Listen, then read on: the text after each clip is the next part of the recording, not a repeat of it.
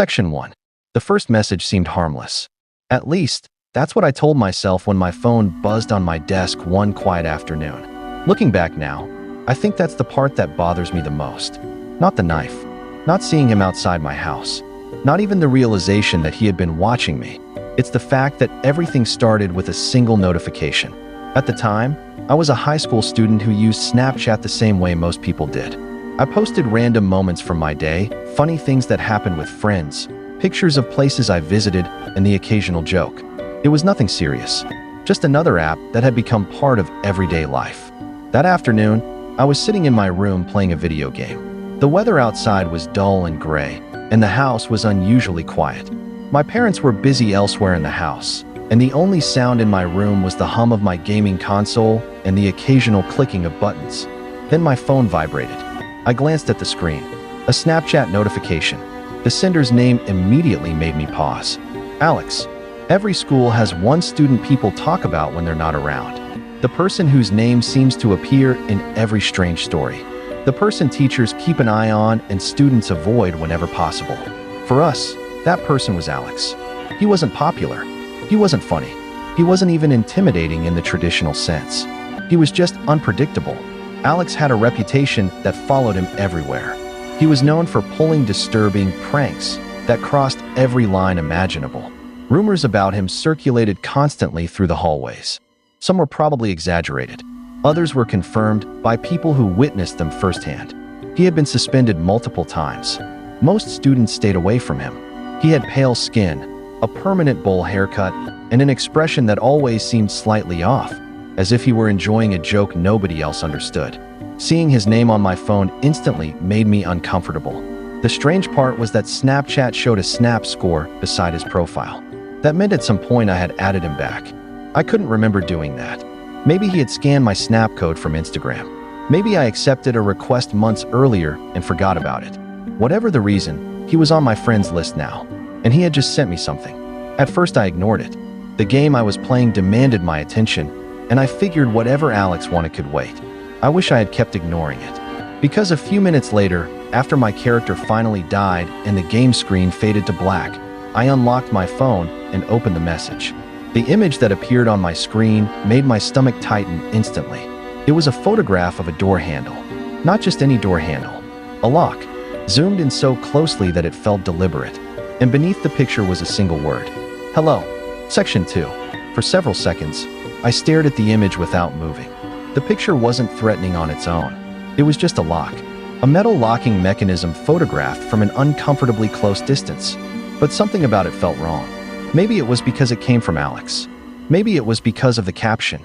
Or maybe it was because the photo looked like it was trying to tell me something without actually saying it. I took a screenshot almost immediately. Even then, I couldn't explain why. Instinct, maybe. The kind of feeling that makes the hair on the back of your neck rise before your brain understands the danger. I typed back, "Why did you send me this?"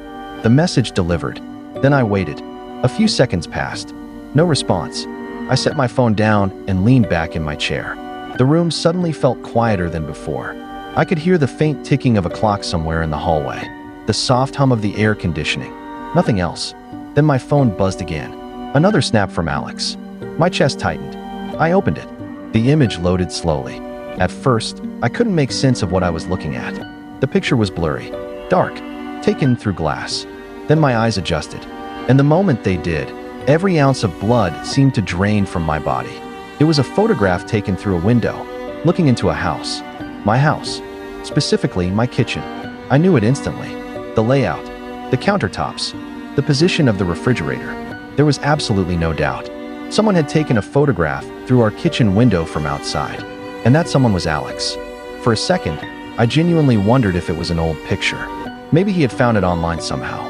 Maybe there was another explanation. But deep down, I already knew there wasn't.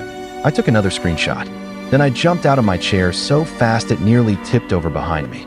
My pulse hammered in my ears as I sprinted out of my bedroom. The hallway blurred around me. Every step felt louder than it should have.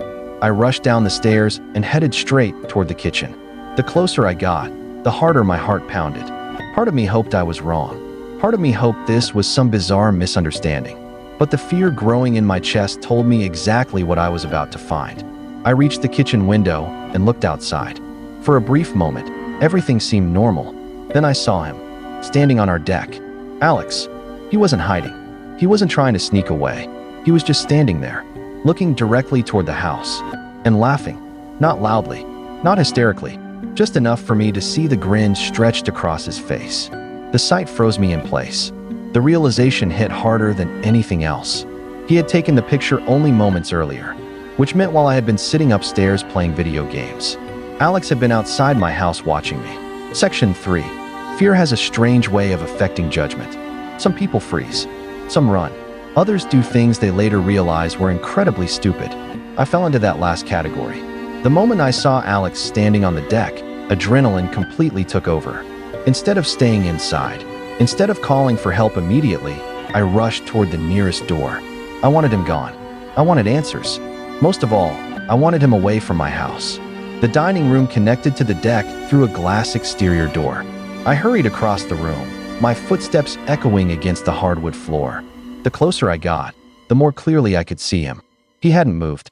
He was still standing there, still smiling, still staring toward the house. Something about the way he remained perfectly calm made the entire situation feel worse. If someone gets caught trespassing, they usually panic. They run. They make excuses. Alex did neither. I grabbed the handle and threw the door open. Cold air rushed inside. For a second, neither of us spoke. The silence felt heavier than any argument could have. I could hear distant traffic somewhere beyond the neighborhood. A dog barking blocks away.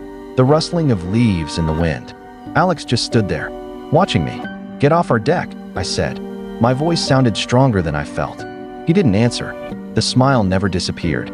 That's when I noticed something strange. One of his hands was hidden behind his back. At first, I thought nothing of it. Maybe he was holding his phone. Maybe he was trying to hide something stupid. But the longer I looked, the more uneasy I became. His posture seemed deliberate, calculated, as though he wanted me to notice.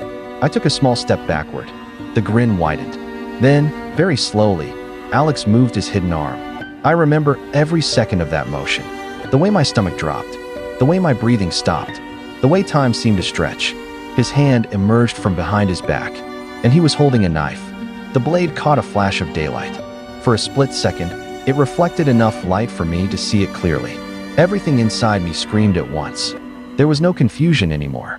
No possibility that this was a misunderstanding. No harmless explanation. The situation had suddenly become very real and very dangerous. I didn't wait to hear anything else. I didn't ask questions. I didn't hesitate.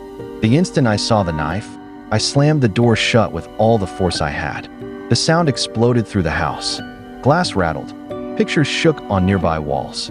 My hands were trembling so badly I nearly missed the lock. But eventually it clicked into place. I backed away from the door, my chest heaving, every nerve in my body waiting for the next sound, the next movement, the next thing Alex might do. Outside, everything became quiet. Far too quiet. Section 4. The silence after I locked the door felt unbearable. I stood there staring through the glass, trying to keep my breathing under control. Alex remained on the deck. He hadn't rushed forward. He hadn't tried to force the door open. He simply stood there holding the knife, watching. The calmness of it was somehow more terrifying than aggression. Most people would yell, threaten, act angry. Alex just smiled. The same unsettling smile he wore at school whenever teachers questioned him. The same expression people whispered about in hallways. Now it was only a few feet away from me, separated by a locked door and a thin sheet of glass. I swallowed hard and forced myself to speak. "If you don't leave," I shouted, "I'm calling 911. My voice echoed through the room. For the first time, his expression changed slightly. Not fear, not concern. If anything, he looked amused, as though the entire situation was entertaining, as though he was waiting to see what I would do next. My hand tightened around my phone. I was already preparing to call. Every possible outcome raced through my mind. Would he try breaking a window? Would he force his way inside? Would he run? I had no idea. Several long seconds passed. Neither of us moved. The air felt frozen. Then something finally happened. Alex slowly lowered the knife. Not quickly, not nervously, slowly, deliberately, almost like he was performing for an audience. His smile remained. Without saying a single word, he turned away from the door. I watched every movement, every step, every glance. He walked across the deck at an almost casual pace. No hurry, no panic, nothing. The entire thing felt surreal, like I was watching a scene from a movie rather than standing in my own dining room. I stayed exactly where I was until he stepped off the deck.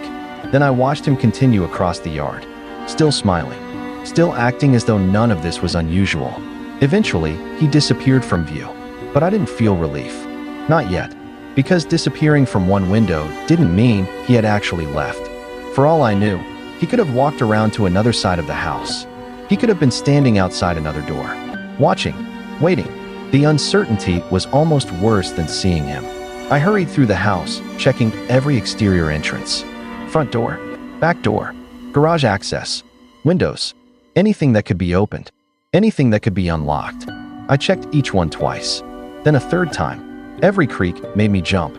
Every shadow outside made me stop and stare. The house no longer felt safe, not because someone had broken in, but because someone had proven how easily they could get close without being noticed. And that realization lingered long after Alex disappeared. Section 5. Eventually, the immediate danger seemed to pass. No windows shattered. No doors rattled. No footsteps circled the house. The neighborhood outside returned to its normal rhythm. Cars moved down distant streets. Birds landed in nearby trees. Life continued as though nothing had happened. But inside the house, everything felt different. I couldn't stop replaying the sequence of events.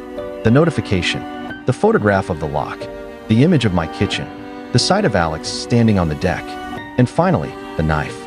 Each memory connected perfectly to the next, creating a chain of moments that became more disturbing every time I thought about them. What bothered me most wasn't what happened. It was what almost happened. I kept imagining alternate versions of that afternoon. What if I hadn't opened the snap immediately? What if I hadn't looked out the window? What if I had opened the door and stepped farther outside before noticing what was hidden behind his back? The possibilities were endless, and none of them ended well. The more I thought about it, the more I realized how calculated everything seemed. The first photograph had gotten my attention. The second photograph had forced me downstairs. By the time I reached the kitchen, Alex was already waiting outside, almost as if he knew exactly how I would react. That thought stayed with me longer than anything else, because it suggested this wasn't random. It wasn't an impulsive prank. It felt planned. Years have passed since that day, but I still remember every detail with uncomfortable clarity. I remember the gray light outside. I remember the feeling of running down the stairs. I remember the expression on Alex's face when I saw him through the window. Most of all, I remember the knife appearing from behind his back. That image never completely faded. People often ask what I think would have happened if I hadn't slammed the door shut. The truth is, I don't know. And I don't want to know. Maybe he was trying to scare me. Maybe he intended something far worse. There is no way to prove it now. What I do know is this. One ordinary afternoon, a student known for disturbing behavior appeared outside my home without warning. He photographed my house. He watched me from my own deck.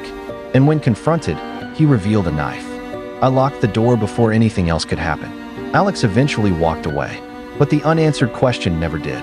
Because sometimes the scariest part of a true story isn't what happened. It's realizing how close you may have come to discovering what would have happened next.